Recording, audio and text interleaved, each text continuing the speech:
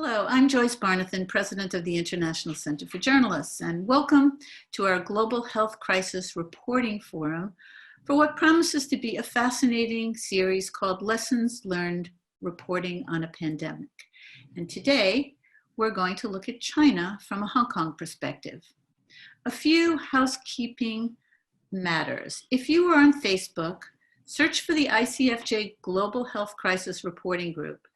If you're not on Facebook, please go to our COVID-19 resource page on icfj.org, where you can sign up for newsletters and register for upcoming webinars.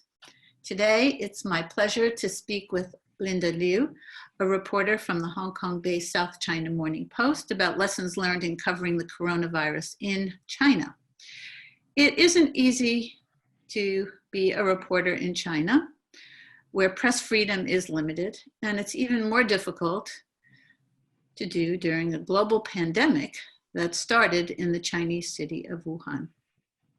Linda, who was born in China and raised in New Zealand, has been with the South China Morning Post since 2018, and she has been covering the COVID-19 crisis in China from the beginning, almost from the very beginning. Linda, more than 3,000 journalists have signed up for our forum, and I know that many of them are eager to learn about your struggles in covering the pandemic in China. Journalists listening on Zoom, please type your questions using the chat icon below, and I will do my best to ask them. Those of you on Facebook can write your questions below the video post. And I've already incorporated questions that were sent in prior to this discussion. The webinar will be recorded, and you can find it on ICFJ's YouTube channel. And one last word before we start. We recently launched a global survey called Journalism and the Pandemic Project with the Tao Center at Columbia University. A key theme is the impact of COVID-19 on reporting, and so we urge you to complete that survey. We'll put the link in the chat. Our goal is to surface ways to keep journalism vibrant in the wake of this devastating virus, and we need your input. All right, Linda, let's begin. Let's start at the beginning. You were in Wuhan in January to cover the outbreak. What were the major challenges in getting information and access? Yeah, so I flew into Wuhan on January 3rd. Which was very shortly, about 4 days after news of the then unknown, it was known as a viral pneumonia back in December, end of December 2019. So when I went to Wuhan, everything was unknown. Not a lot of people had a lot of information. The Wuhan health authorities, only described the disease as a pneumonia, and said there were maybe a few dozen cases. So with very little information, I arrived in Wuhan, which was very calm at the beginning of January, and our reporting focus was at the Jingyingtan hospital, where these coronavirus cases were being transferred to. I found the major challenge for me was getting access to the hospital. Even though, it was a public space, the hospital staff didn't want reporters there reporting. They were very strict with, evicting reporters that they found. And unfortunately, I was found by one of the hospital staff who works in their so-called propaganda department. So she was looking after the PR for the hospital. So she basically warned me and said, you're not supposed to be here. You can't talk to the family members of the patients because they don't have the complete information. And she took me to the police station, I think mostly to scare me from coming back again. So at the police station, after they took down my details, the publication I worked for, my photos of my ID, they also made me delete my notes and photos from my phone that were taken at the hospital, and then firmly kicked me out of the hospital. So that was, I guess, an illustration of how hard it is to get access to, information and people when I was reporting on a pandemic. And although, you know, Go there ahead. have been good interviews coming out, I think the access is very fluctuates, and it depends a lot on luck. Right. Or did you said it was pneumonia. Did you have any protective equipment? Were you worried about your own well-being then? Yeah, I think that was also another thing about going into something that was completely unknown. Was I had very basic protective gear. Because we only knew it was pneumonia, we kind of just went in preparing for a pneumonia. So I had just basic surgical masks. I had gloves that I wore, rubber gloves that I wore when I went to the hospital. And that was it. I did buy, you know, alcohol disinfectant spray to make sure I spray myself down after leaving, you know, the hospital and the seafood markets where the first cluster was found. So this was very good advice from a senior colleague who had covered SARS back in the day, and she gave me some good tips to basically look after myself going in there. But you know, after 5 months of this transpiring, I feel very incredibly lucky that I didn't catch the virus while reporting on this. Yeah, very, very lucky. So how much could you piece together? Because it's, you know, let's talk about the cover-up. There was a cover-up in the beginning, correct? Yes. Yeah, that's right. The government, because there was a big annual political gathering in Wuhan, the local government, you know, didn't want any bad news to come out during the sensitive time. So basically they had hid news of the spread of the coronavirus for a very crucial, at least a 1 week period in January, where there was no news from any authorities about this while the virus was spreading quietly in Wuhan. So how could you, you know, tell me how you can even put a story together if they lock you out of the hospitals, they threaten you in the police department. How are you gleaning information about what was really happening on the ground? It must have been tremendously difficult. Yeah, and it really was quite difficult. We basically had to just, I think, put in a lot of energy and time into making calls. Both our colleagues on the mainland and cities like Beijing and Guangzhou, as well as in Hong Kong. You know, after I had returned to Hong Kong, we were basically making a lot of calls to scientists, to people living in Wuhan, because we have colleagues who are there. So they were, you know, putting the feelers out to basically see if there were any clues, any inkling about what this virus was. So through that process, we did manage to get some information. So we had a lab report before official news had announced that it was a coronavirus. However, this was also the challenge with reporting when there's very little official information, was even though we had access to this lab report from researchers, we couldn't do anything with this information because we can't confirm it. The authorities, you know, wouldn't confirm anything. Right. So, and we were also in touch with the WHO, and I would say the WHO had, you know, been communicating regularly, but I also feel, you know, they were going a lot on what China was sharing with them as well. And so I think these are the challenges that we're having with reporting the pandemic in the early days. Right. So would scientists in China talk with you at all? Or were they afraid to talk, or were they putting a positive spin on things if they did talk to you? I'm sure they talked on TV, right? Yes. We have some very well-known scientists, such as Dr. Zhong Nanshan.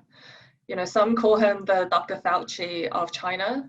So he appears on state media regularly to give news about the coronavirus.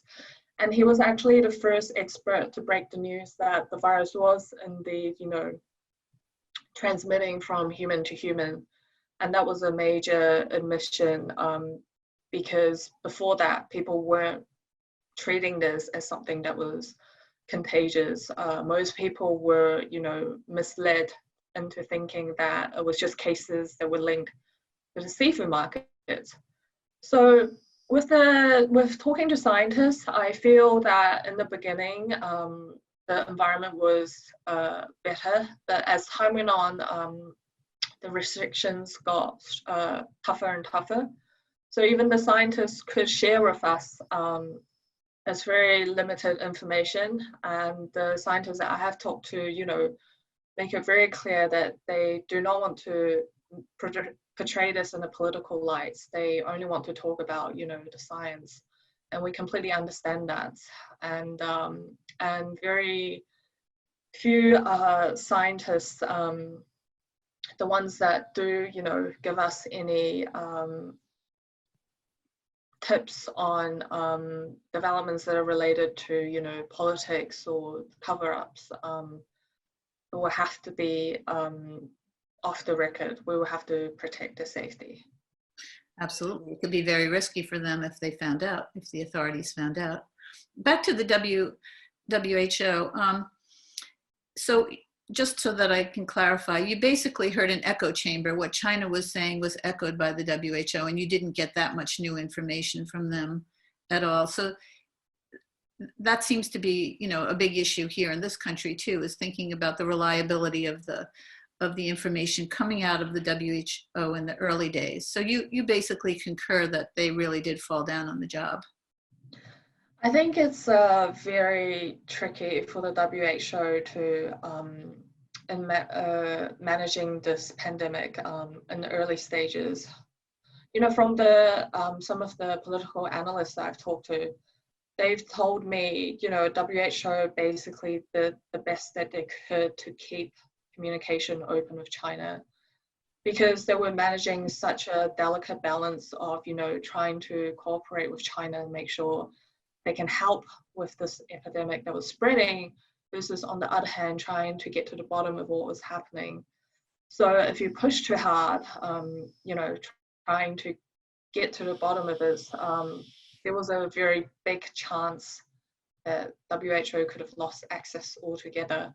So I think from some of the analysts and scientists I've talked to, they said that WHO was walking a fine balance, and they thought that they did the best they could. Let's talk about how difficult it is to break news on this outbreak. You had mentioned to me when I just talked with you earlier that one of your colleagues broke the story about the Chinese researchers who shared the genome sequence of COVID-19. And we know that that was an important piece of information that has helped scientists all around the world try to find ways to come up with responses to the virus. But this story didn't go over well with the Chinese authorities. Explain what happened. Yes, so this lab is attached to a medical center at Shanghai's Fudan University. And they were the first to isolate the virus and sequence the virus genome.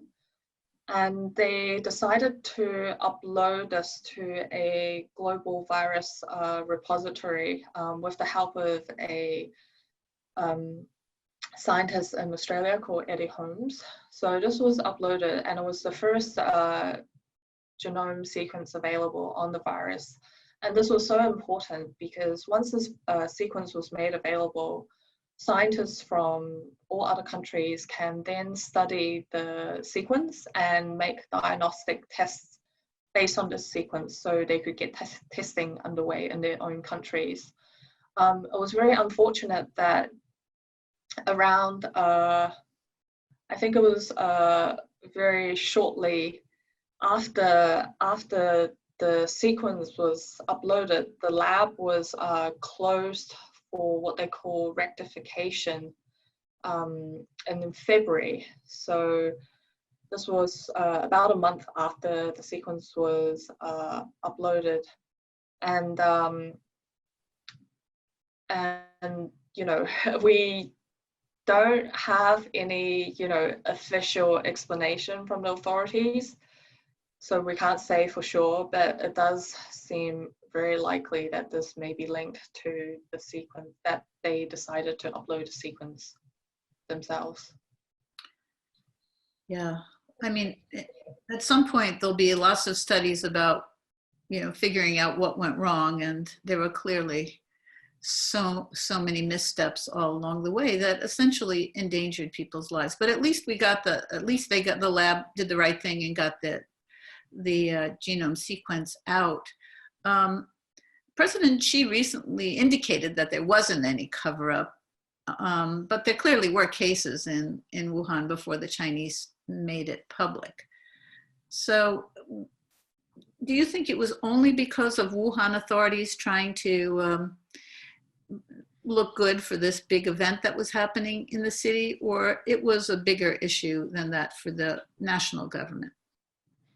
Yes, I think that's the question on all of our minds, and we are, desperately working, trying to retrace what exactly happened. And, other than what was happening in Wuhan, there were also questions raised about China's CDC's disease reporting system. Because after SARS 17 years ago, China was supposed to have, reformed and introduced this direct reporting system that would let, doctors or health care providers in the country anywhere to basically, upload information on what they think might be a contagious infectious disease. And so journalists and also other people are also looking into the system and trying to figure out, what had gone wrong, why didn't the system work as it intended to, and basically give warning to the country. So I think there are many different aspects, some local, some national, and this is one of the challenges with reporting in China, is that these information are all kept very tightly under wraps, and we'll just have to think very hard and chip away slowly at what exactly happened. Right, and it's a moving target. A couple of days ago, Xi Jinping said he would pledge $2 billion in aid to help countries combating coronavirus. And then he reversed himself and agreed to an independent evaluation of the outbreak once the pandemic is over. So is this an indication, in your view, that he understands the global impact of what started in China? Yeah, I think, from the developments over the past few months, I think definitely the backlash against China is very strong right now. And that's completely understandable because, looking at the US, with over 1 million infected people and such high death toll and the economy taking such a hit, it's and similar situations all across the world, it's all very easy, trying to find someone to blame for this. And China's early handling probably, it could have been better. And people are always going to wonder, if China had, contained this in time, could things still have turned out as bad as it did? That's a question that's, I think, always going to be on our minds. So I think China is, probably, they need to, I guess, make commitments to show that, they are cooperating and try to quell, some of this backlash. I want to get to two issues. One is the wet markets in China, because the general perception is that these kind of diseases jump from animals to humans in these markets. And I guess the question is, why doesn't China simply close these markets and process meat according to proper health standards? And I saw today that Wuhan Board, is now banning people from eating wild animals. But, you know, this isn't the first time a pandemic started from a Chinese wet market. And what's the problem here? Why can't they crack down on this and realize that that this is causing, you know, illness and death all around the world if they don't?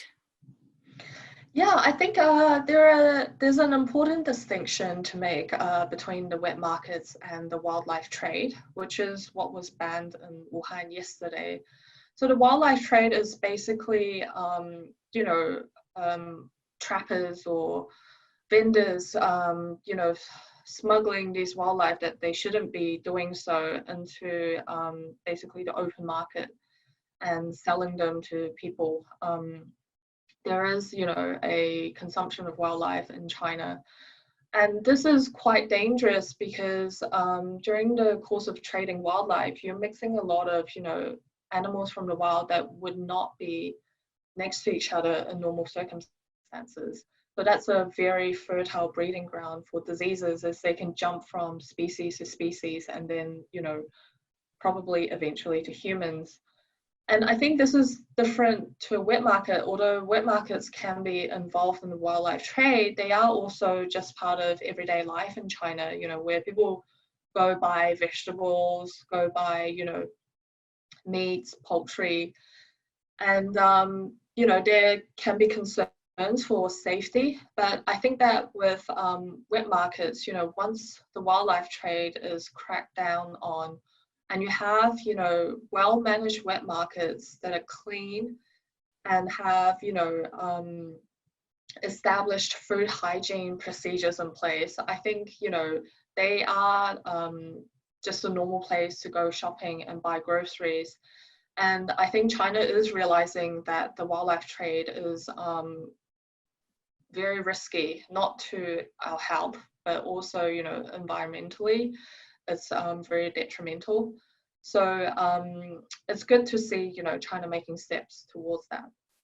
Well, this was supposedly came from bats, right? Is that part of wildlife trade, or is that part of a wet market problem?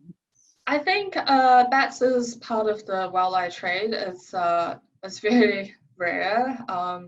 You don't usually see that in big cities in China, like, and when I was when I was in Wuhan, I went to check out the seafood markets,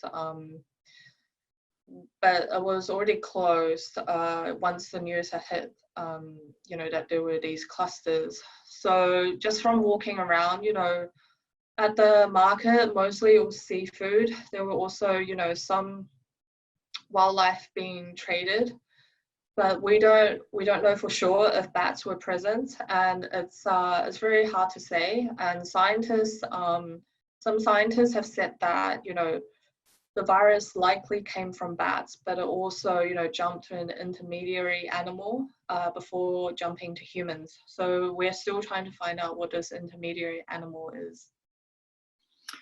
Well, a related subject is U.S.-China relations, because it's at a very low point. And our Secretary of State has suggested that a lab in Wuhan may have been the source of the outbreak. Is there any merit to this claim as you see it? I don't see any merit in this claim at all. And I understand, you know, why the US is doing this, but I think they're going down the wrong road. There are completely legitimate criticism that they can have of the Chinese government.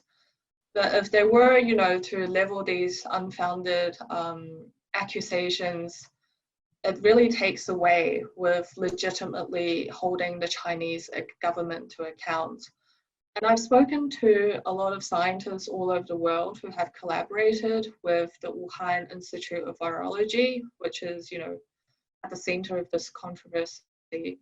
And several of them are from the US, and some of them have worked with scientists at the Wuhan Institute of Virology that have visited the institute, and they have trained staff at the institute. And what they've told me is that they think the accusations are completely without evidence, and they vouch for the safety that's at this institute.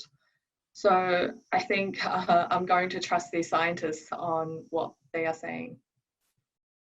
Well, let me explore the tension between Hong Kong and China, because before the pandemic, we know the heat was turned up and there were lots of protests, and they was in the news regularly. What's the view now from Hong Kong? And I know it's hard for you to generalize, but just the general atmosphere, is there a perception that she is handling the crisis well, or does this only deepen the distrust that was manifesting itself before the pandemic?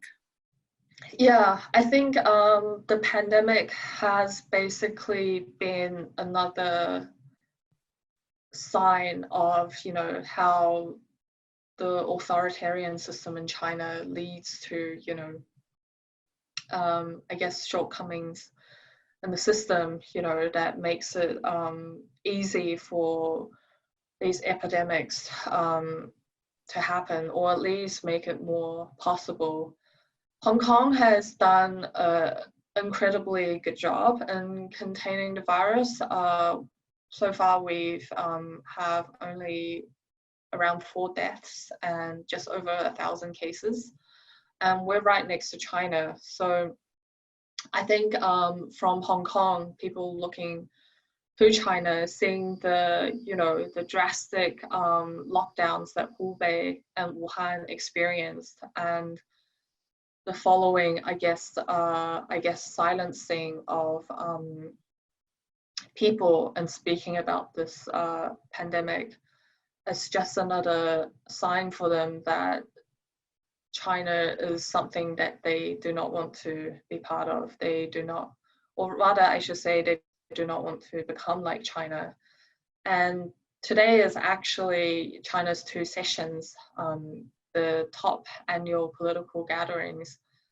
And there's a law that's being proposed, which is the National Security Law, and Beijing is planning to introduce this law to bypass the Legislative Council in Hong Kong. And I think the development today is really worrying people in Hong Kong, and they just fear that, Hong Kong's semi-autonomy, which is guaranteed under the Basic Law, is basically another step towards this, ending. So this law would do what exactly?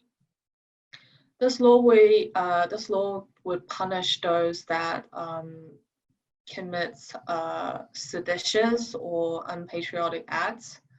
So it can be something as mundane as, burning the Chinese national flag, to disrespecting the Chinese anthem when it's sung, and also any terrorist acts. And we know that Beijing has called protesters in Hong Kong, have said that they were committing acts that fall under terrorism. So I think this is quite a concerning development for Hong Kong. Right. To go back to Trump, has his rhetoric changed the Chinese attitude toward the U.S.? I mean, we have these big trade talks in the balance, and has it stoked anti-American sentiment in China? We often know that historically China often plays the nationalist card or the xenophobic card when it feels it's in trouble. And I'm just curious as to what the attitude seems to be now. Is there a big backlash there? Yeah, there is a high nationalist sentiment in China, and although I'm not sure if it's all because of Trump's rhetoric, a big part is probably China's own media environment. So state media is probably, running pieces to stoke up the nationalism. And I would have to say a lot of people, just even normal people, are dumbfounded, with the way that the pandemic is spreading in the US. Shouldn't Trump have better things to busy himself with rather than attacking China? He should probably be focusing on the US response to COVID first before, pointing his fingers at China.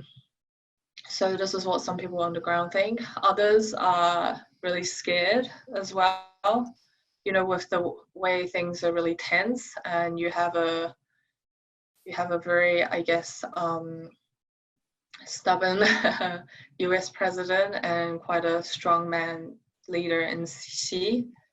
People are worried, you know, what could happen if the tension reaches a boiling point. You know, could there be conflict or other forms of, you know, tensions arising from that? Let me go back to the coverage again. There were some bright spots of coverage.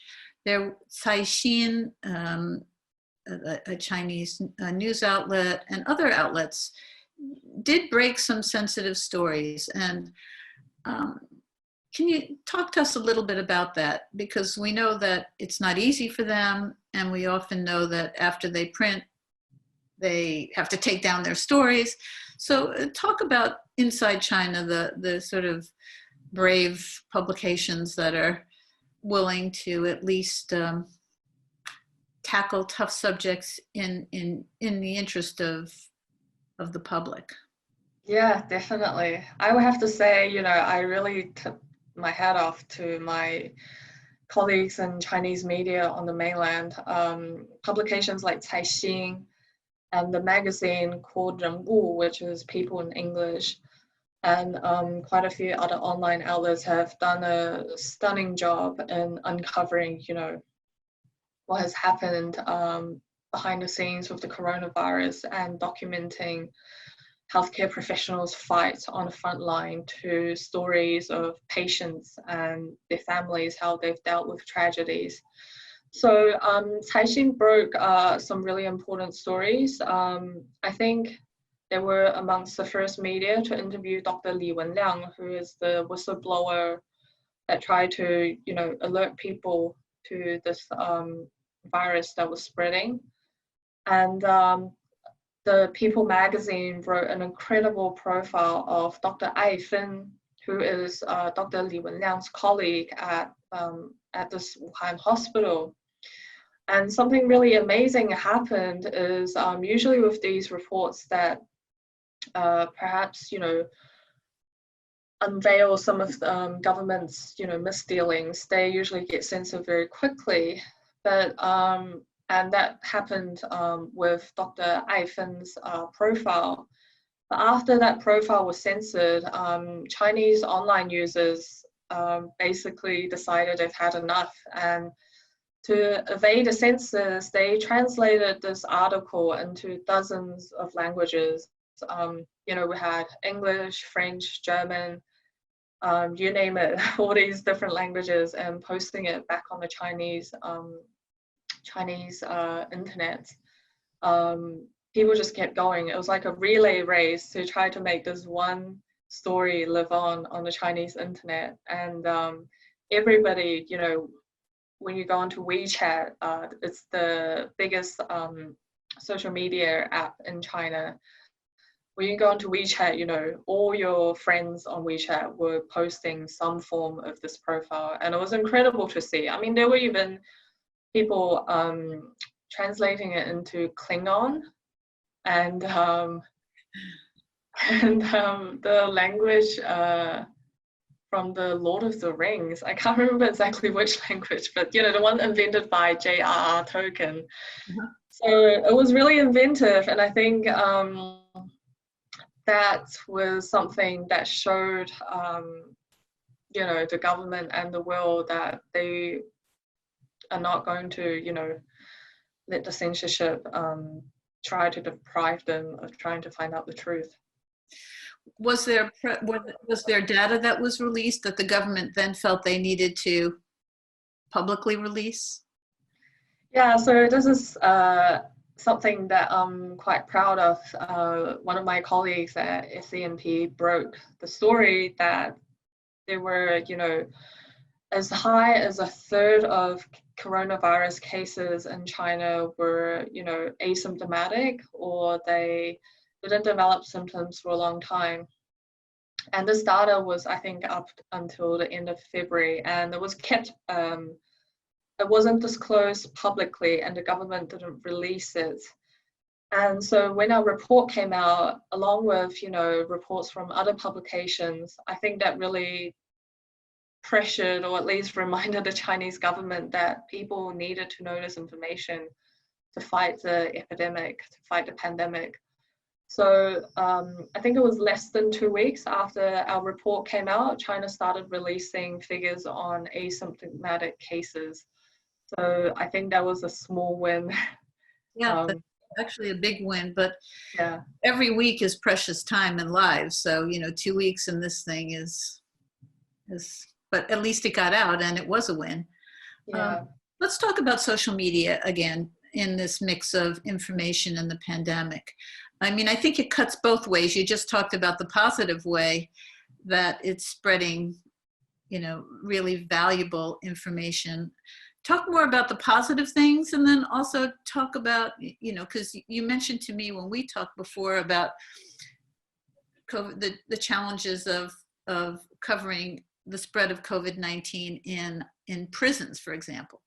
So let's talk about the positive aspect, and then we'll turn to the disinformation and misinformation issue. Sure. So one of the stories I did was on outbreak of the coronavirus in prisons in China.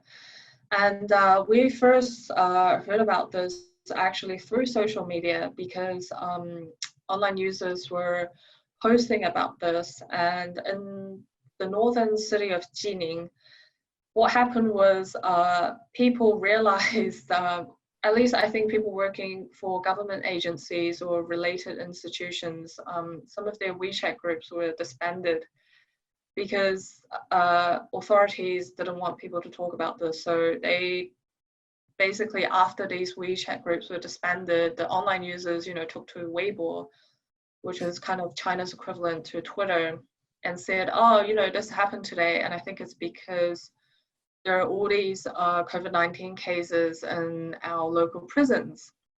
So when we saw that, I immediately jumped on it, contacted several of these online users, trying to, get them to tell me what happened. And so I had a good sense of what was happening from their side of the story. But the challenge lies in, trying to confirm this with the authorities as, they manage these prisons and they would have the official information on the virus. But when I was calling the local CDCs,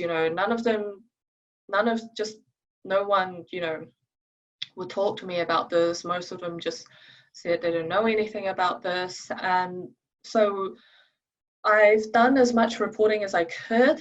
And then shortly after this news came out, I think the talk had become quite intense that China actually did publicly disclose there were, I think, several hundred cases in prisons, at least, I think, 5 prisons in different provinces. So, so then we were quickly able to piece together the reporting we had done before that with the official information that was released and publish that report. So I guess that was a really good way of leveraging social media, is that you get the tips on what's happening on the ground first. Yeah, it's interesting. You got good tips, but also the verification of the tips is a huge challenge. And it's hard to publish it until you actually get confirmation. And the people who can give you confirmation are the people that are covering it up. That they didn't want to release it at all. They didn't want to release it. On the role of disinformation and misinformation, social media is also playing a big role here. How can you tell who's telling the truth in China? And talk about the issues of monitoring social media. And WeChat is the equivalent of Facebook, basically, and more, right? So let's talk about the role of misinformation and disinformation and how you as a journalist try to sort it all out. Yeah, it's I think it's definitely a minefield out there. I mean, not just in China, probably all around the world. And something interesting in China is the authorities sometimes would label information that they didn't like as, you know, disinformation or misinformation. And that just adds another whole challenge to trying to separate what's true and what's not. When I was covering the prison outbreak case, Wendy's talk of outbreaks in prisons had started to spread on social media. Local authorities in Jining actually said, these are rumors, do not believe them. When actually it turned out, you know, there was truth to what these people were saying. So it's very difficult to try to, you know, separate what the government may be saying is fake, that may not be, and to what is actually misinformation online, but that maybe, you know, the government hasn't, you know, or maybe even the government played a part in spreading that. So it is very challenging. I remember something similar to what Trump has been saying, you know, with the disinfectants, was in Chinese state media. The People's Daily published I think they just posted on their social media saying there was this, you know, Chinese herbal medicine that could cure COVID-19. And immediately that caused a run on pharmacies because people were like, wow, you know, we need to get our hands on that. But when actually it's not true, scientists came out the next day and saying, no, we have no proof that this herbal medicine can cure COVID-19. And please, you know, don't go and buy this. And that was during lockdown. So people were, you know, going out and risking catching the virus, trying to buy this remedy that doesn't work properly. So it's not just, I think, this information that's spread from online users on social media, but it's also misinformation coming from figures in the authorities that are making this so much more challenging. So how do you navigate it? Yeah, I think the, you know, principles of journalism are needed more than ever. I think now, anytime, you know, I report on maybe some of these new claims or some of these new scientific studies, I would have to talk to at least several scientists to basically get their take on this. You know, you need to verify, and verify, you know. And I find that, you know, scientists are just so incredibly important during this time. You know, they're doing really good work and they're taking a lot of time out of their busy, you know, research schedule now to also talk to journalists and trying to help put right some of these information out there. So I think, you know, this is probably comes with the territory whenever there's a new outbreak, but you always have to rely on the science and making sure you're getting the experts take on these developments. Yeah, exactly. Your owner is, the South China Morning Post is owned by a mainland businessman. And just for the record, does the South China Morning Post have complete editorial independence? Yes, I am glad to say, you know, our newsroom is completely independent. I mean, it's independent from, you know, other parts of the company. You know, all the editorial decisions are made by the editors and reporters here. So I've had a really supportive and just really great team to have worked with in this time. It's not been easy, I think, having covered this for around 5 months now, going into half a year. And I think this is something that's going to continue for a long time. Right. I didn't ask you about how Western or, you know, non-Chinese foreign journalists are covering the pandemic in China. And this comes at a time when the Chinese authorities are also cracking down on at least American media in news media in China. but how would you rate the coverage of what's coming out of Western news organizations? Yeah, I would say there's been some incredible coverage from, the China correspondents of Western media like the New York Times and Wall Street Journal. And I feel really bad that, they are being caught up in the China and US tensions at the moment. The journalists of Washington Post, Wall Street Journal, and the New York Times were expelled from China, ostensibly, in retaliation. I think this all started when Wall Street Journal published an op-ed that had questionable wording, and the Chinese government didn't like it. But I think it's probably not just that op-ed, it's a part of a larger symptom of the deteriorating relationship between the China and the US, and I think it's a great loss to coverage in China. There were some incredible articles from the New York Times. I really admired an article that profiled two doctors that worked on the front line, two women doctors who were both in their late 20s, and unfortunately one survived and one didn't, and that was a really beautiful profile. And it's coverage like that, I think, that are so valuable to us understanding and assessing this pandemic. Linda, is there a second wave going on now in China?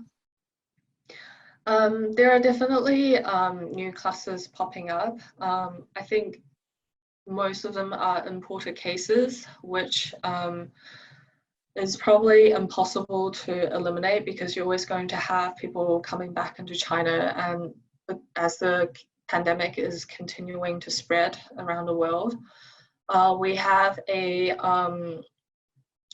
big cluster of around 100 or so last time that I checked in the northeastern part of China on the border with Russia. So a lot of Chinese nationals came back from Russia into China, and unfortunately they had the coronavirus, which then I think were spread to other people when they came back.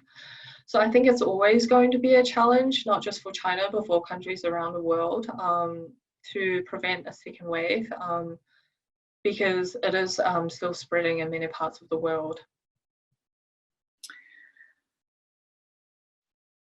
If you had to think about where the story is going to go from here, what are the kind of issues and things you're lining up in your roster of reporting or in thinking about this unfolding? Yeah, I think what you just mentioned, a second wave, I think is going to be a big focus of ours, is how a society is going to manage going back to normal and preventing second wave from coming back. Even though China was the first to kind of get over the epidemic curve and have things under control, even they are still facing challenges with this. So that it's also, I think, almost impossible to keep everything under lockdown. I don't think any economy can take that, and I think it's going to be a very delicate balance in having the economy slowly reopen, as well as trying to keep a control of the spread of the coronavirus, which then of course leads us to our next focus, which is the development of the vaccine. And with the vaccines, there's going to be some really interesting, I think, geopolitical dimensions as well, because President Xi Jinping just announced that any Chinese developed vaccine is going to be made available for all. Obviously the specifics are to be worked out, but that sounds very generous. And then you compare it to the US, which I think is not making any promises on making any vaccines public good. So it's going to be very interesting to see what's going to happen with the deployment of the vaccine and how that's going to add or subtract from the country's perceptions and relationships around the world. We've heard a lot of crazy timelines for this vaccine here. As you talk to scientists and from your perch in Hong Kong, what sounds most reasonable to you? I think having spoken to quite a few scientists about this, most of them agree that it's going to take at least a year to 18 months, a year and a half, to have a working vaccine. And this is, incredibly fast, because the previous completely brand new vaccine that was made took 4 years. So if we could have a coronavirus vaccine in a year and a half, I would say that's a pretty good achievement. But obviously we're only, we've still got a long time to go, I guess, and that's going to be very hard to wait for. I have a few questions from all around the world, so I'm going to read a few of them. I have Diego Ortiz in Ecuador says that Ecuador just experienced its first death. And in Guayaquil, the second most populated city, half of the population has the virus. Now the country is in a process of reopening its economy, and people are preparing to leave the lockdown. In your experience, what are the most useful topics for readers in this new normal? What should we be worried about as journalists in order to help people leave the lockdown and not provoke public stress? Yeah, that's a really good question, because I've also asked myself that many times is, how do you fulfill a public service duty as a journalist, but on the other hand, not, contribute too much panic and stress. I would say that, providing practical tips on managing resuming daily activities, it would be very good. We can look to examples like South Korea, Taiwan, even here in Hong Kong, where, people are very vigilant with wearing masks, and we still have rules in place of, no more 8 people in a public gathering. So I think tips like that can help people make decisions. If people are going to go out, maybe if they know it was going to be a public gathering of maybe more than 10 people or even 4 people, then they could think twice about doing that. And for high-risk situations like rest homes, I think places like Hong Kong can provide some really good examples. They have very vigilant infection prevention guidelines in place, where basically there's always a specialist stationed or trained in each rest home to make sure, if an infection does get into a rest home, how are they going to manage that? So I think guidelines like that would be very helpful to bring to your readers. Yeah, I think aggregating all that kind of information about how countries all around the world have handled this well would be great for journalists, and we're trying to do some of that ourselves. I have a question from Hamad Safras in Pakistan. Do you think China will ramp up censorship to prevent a spillover of information in the future? My question here is that, do you see tighter controls over the flow of information in the future? Yeah, I would say I agree with that sentiment. I do feel that information control is getting stricter and stricter. And I don't know if that's just because right now there's, the big political gathering in China, or, that's going to be a general trend.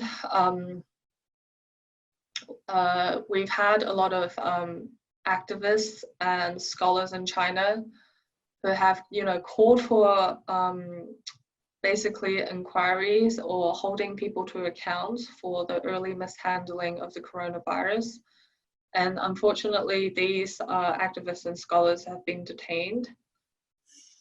We've also had a really worrying case where a group of basically volunteers, they were only, maintaining a GitHub database to preserve some of these censored reports. The volunteers behind that database were also detained. So I think all of these events point to a really worrying trend that censorship is being stepped up. Yeah, over an issue that needs like supreme transparency, which is the real tragedy of it all. I have one final question from the audience, and it's from Julie Passetti. Julie is the one who's running our study on the pandemic and journalism, and she is our global director of research. And this study will be, I think, a groundbreaker for our field because it will surface a lot of issues and what impact this pandemic is having on our profession in particular. But she wants to know what's your perspective on the Australian government's diplomatic trade spat with China over the pandemic. It's not just the US.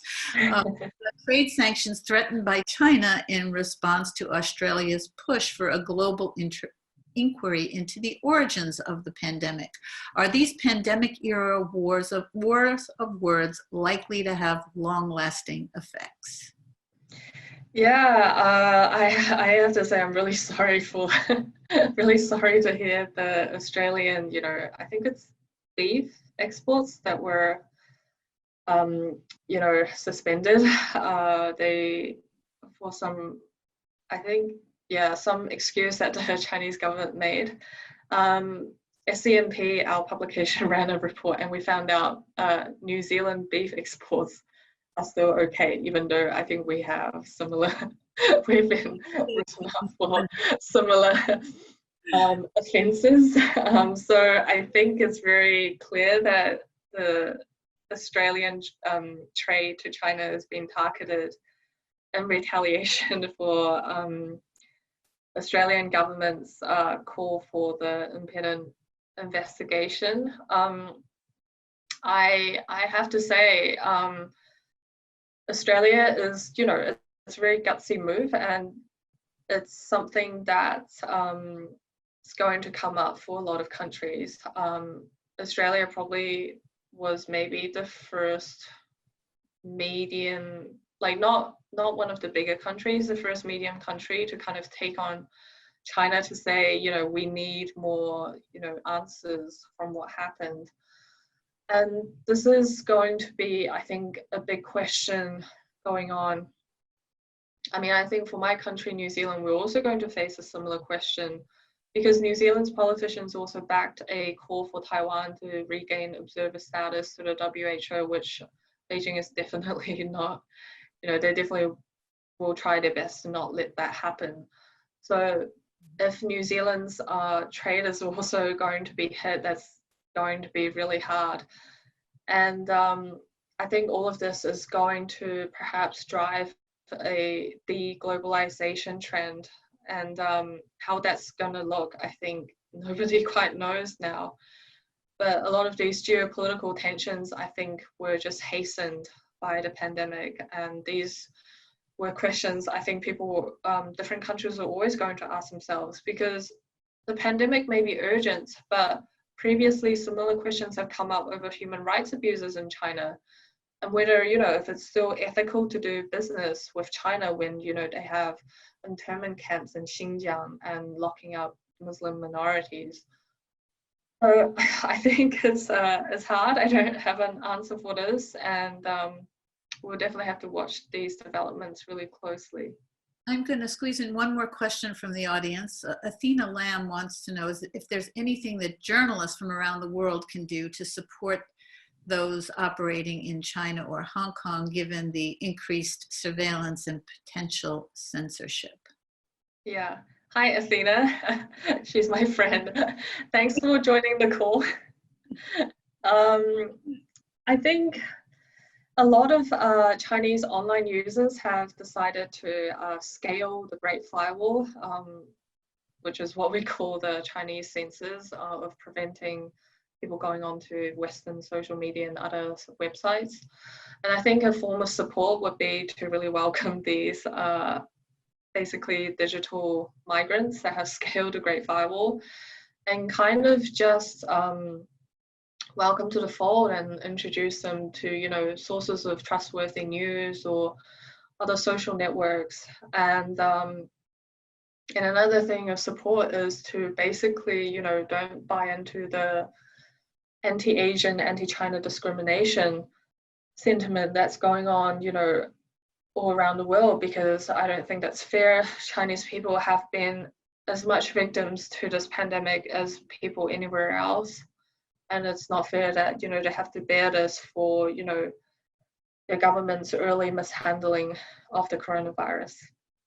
Well, that's a great point to end on. I want to thank you, Linda, for sharing your really candid thoughts and insights at this important time. I know that journalists, I found your discussion fascinating, and I'm an old correspondent from Hong Kong at one point, and I learned an awful lot, and I'm sure that there are others out there that find this very valuable at a time when we're all struggling to cover this pandemic that started in China. So thank you for sharing your experience.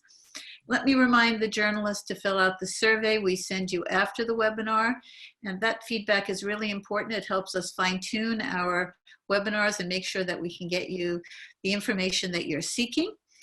And also, I just want to remind you again not to forget to fill out our survey on journalism and the pandemic. That will be very, very useful. So thank you, Linda. Thank you so much. I hope you come back in a few months and we can talk again. And thank you all for joining us today. Yeah, thank you for having me. It was so nice to share some of my experiences. And yeah, let me know if you have any questions in the ICFJ, I think, Global Health Reporting Forum as well. Okay, so we'll take you up on that. Thank you, Linda. Okay. Thank you. See you. Bye.